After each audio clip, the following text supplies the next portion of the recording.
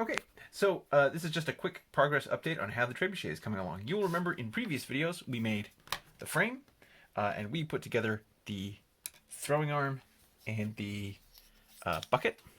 Now we're going to take a look at what those are eventually going to look like when they're assembled, although we're not going to glue them in place just yet because we need to leave room to put the winding wheel in the middle. Here's the axle for the winding wheel. Again, this is quite a complex component. Like basically we're just making an axle, but this actually consists of 13 separate pieces.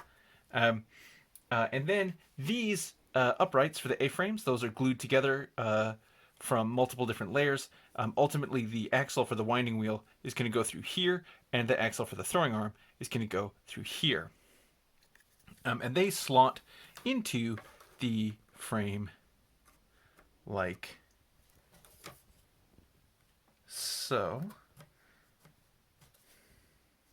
Like so. The two sides are not exactly interchangeable. And we want to make sure that the flat portion of the arm is uppermost and that the long side matches up to these holes here. That's where the winding cables are going to run, and then we can just fit the axle of the throwing arm here. Now I'm probably going to have to sand that down because that's a very tight fit at present.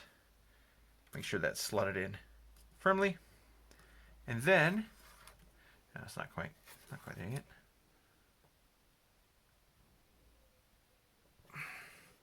Oh dear. Well, I'll deal with that later.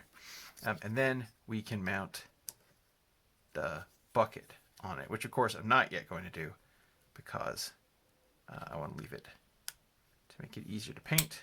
But this is what it's going to look like when it is assembled. So as we can see, is starting to come together, starting to look a bit like a trebuchet. And the next step, of course, is going to be running this axle through these holes and mounting the winding wheel on it. The winding wheel that would be used to lower the throwing arm, raising the counterweight to prepare the trebuchet to shoot.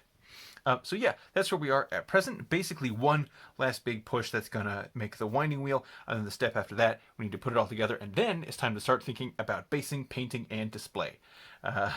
So really when we get done with that, that's when the real work starts.